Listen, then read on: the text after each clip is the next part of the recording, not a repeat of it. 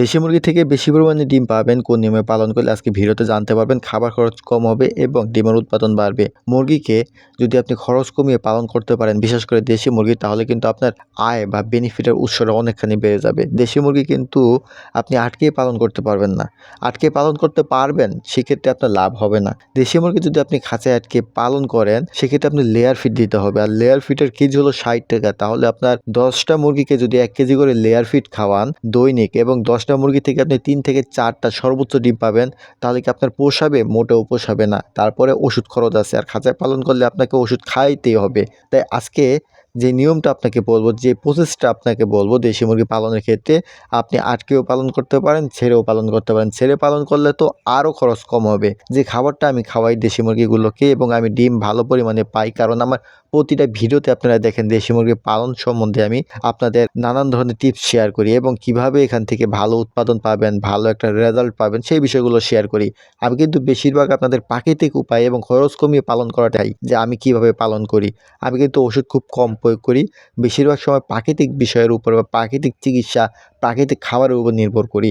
আজকে ভিডিওতে আপনারা জানতে পারবেন দেশি মুরগিকে আমি কিভাবে খাবার দেই, এবং ডিমের জন্য কোন ওষুধগুলো খাওয়াবেন, সেটাও আবার ফ্রিতে, প্রাকৃতিক উপায়। ধৈর্য সহকারে ভিডিওটা দেখবেন, ইনশাআল্লাহ উপকারে আসবে। যদি ভিডিওটা ভালো লাগে তাহলে অবশ্যই একটি লাইক, একটি কমেন্ট এবং আপনার বন্ধুদের সাথে শেয়ার করবেন, যাতে করে তারাও দেশি মুরগি পালন করতে পারে এবং ভালো একটা আয় করতে পারে। দেখেন, দেশি মুরগিকে আমি যে খাবারগুলো দেই তার মধ্যে আছে ভাত, গমের ভুসি, ভুট্টার গুঁড়া, লেয়ার ফিড। ভুট্টার গুঁড়াটা অপশনাল, দিলে দিতে পারেন, না দিলে সমস্যা নেই।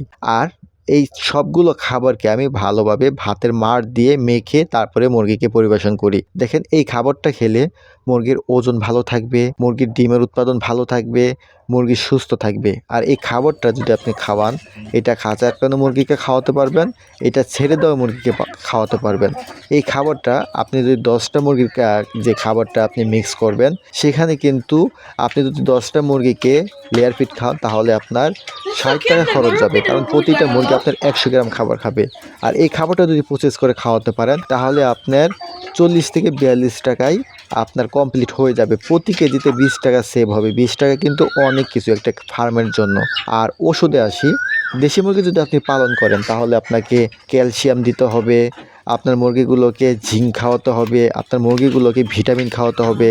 যদি এগুলো আপনি কিনে না খেয়ে আপনি যদি প্রাকৃতিক উপায়ে খাওয়ান, তাহলে কোনগুলো খাওয়াবেন? ভিটামিন, ক্যালসিয়াম, প্রোটিন, জিঙ্ক, এই সবগুলো কিন্তু একটা উপাদানে আছে, সেটা হলো সজিনা পাতা। সজিনা পাতা আপনি নিয়মিত খাওয়াতে পারেন, আর সপ্তাহে 3 থেকে 4 দিন খাওয়াতে পারেন। প্রতি 10টি মুরগির খাবারে 1 চামচ করে সজিনা পাতার পেস্ট খাওয়াবেন। এখন আসি ক্যালসিয়াম। ক্যালসিয়াম তো সজিনা পাতাও আছে, তাছাড়া আপনি এক্সট্রা দিতে চাইলে ডিমের খোসা চূর্ণ করে খাবারের সাথে মিশিয়ে দিতে পারেন। আপনার মুরগিগুলোকে যদি আপনি নিয়মিত সজিনা পাতা, ডিমের খোসা এবং আমি যে খাবারগুলোর কথা বললাম, এগুলো দিতে পারেন, দেখবেন আপনার মুরগি থেকে আপনি হিউজ আকারে ডিম পাবেন। দেশি মুরগির বৈশিষ্ট্য হলো তারা 1 দিন 2 দিন বা গ্যাপ দিয়ে ডিম পারে, অনিয়মিত ডিম পারে, এগুলো আপনার ফার্মে দেখা দিবে না।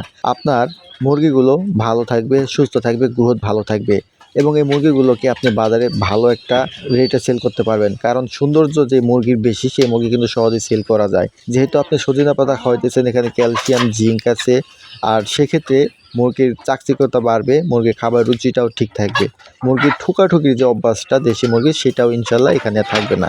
এতক্ষণ পর্যন্ত যারা ভিডিওটার সাথে ছিলেন, তারা অবশ্যই কমেন্ট করে জানাবেন যে আপনারা কোথা থেকে, কোন জেলা থেকে আমার এই ভিডিওটা দেখতেছেন, আমাদের পরিবারের সাথে সংযুক্ত আছেন।